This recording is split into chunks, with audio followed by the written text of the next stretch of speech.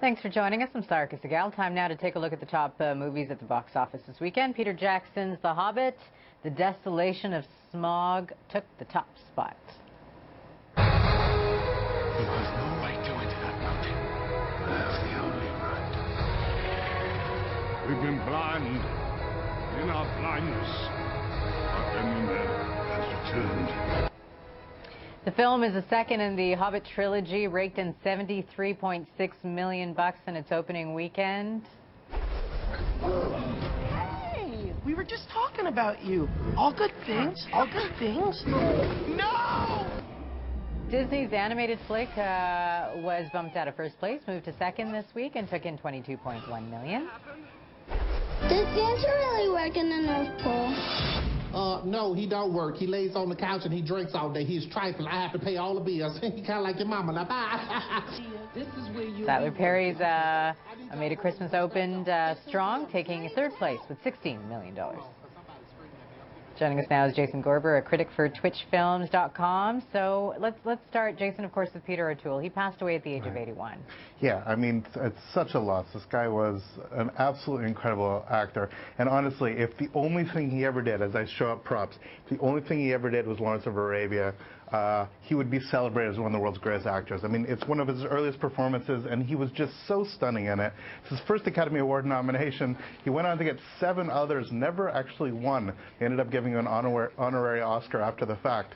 But truly one of the great actors of his generation, or frankly any generation. The man had so much gravitas and sensitivity and just this most extraordinary both speaking diction and incredible eyes that would just absolutely pierce out of the screen at you.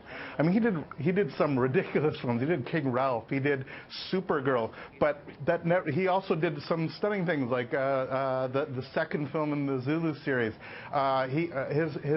His work will be remembered as long as there are films, and films like Lawrence of Arabia certainly will be forever his epitaph. I mean, it's absolutely a stunning, stunning accomplishment, and he will be greatly lost. Yeah, it's a great legacy he leaves behind. Let's move on, though. The second installment of The Hobbit. Let's take a quick peek first. That'd be great. Not the same Hobbit as the one who left the Shire. I was going to tell you. I found something in the Goblin tunnels. Found what?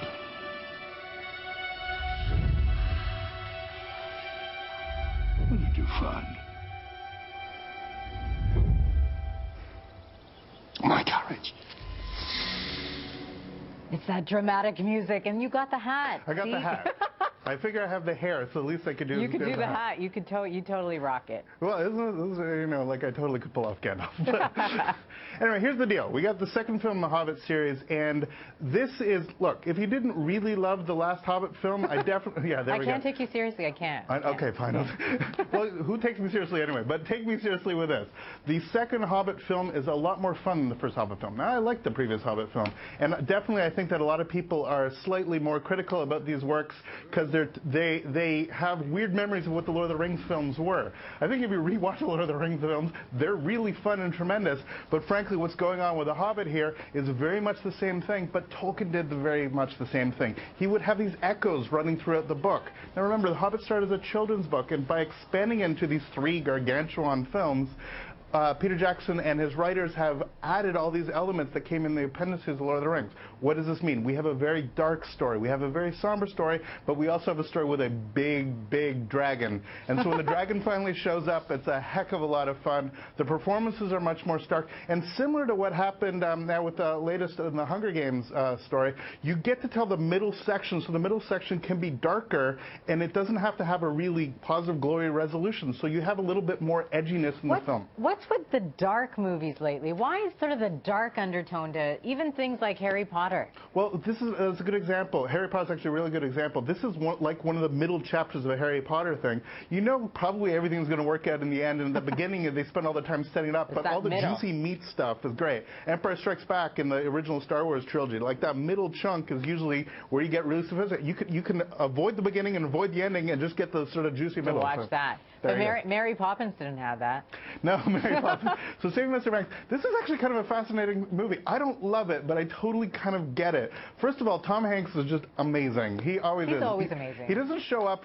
He really doesn't. He's there as a character, but towards the end of this film, he's completely killing it. It's unbelievable. Between this and Captain Phillips, it's nice to be reminded, oh my God, the guy's amazing. Emma Thompson. Emma Thompson is lovely and wonderful and doing exactly what she's called on, but her character is really genuinely unlikable until, of course, she suddenly warms up. But she has a much harder role. I mean, Hanks is just playing Walt Disney, so he gets to be immediately inviting and gregarious. It is the true story, Disney-fied, of the making of Mary Poppins and all of the drama about getting the rights to it. And what's interesting is that there's entire generations of viewers that don't know who Walt Disney was. They just know Disney as a corporation that makes animated films and other feature films. This is definitely the Disney Corporation, once again showing the mythology of Walt is incredibly important to their definition as a studio. It's a good film, not a great film worth seeing. And honestly, The Hobbit's a lot of fun. Even if you're sort of ambivalent about it, go see it.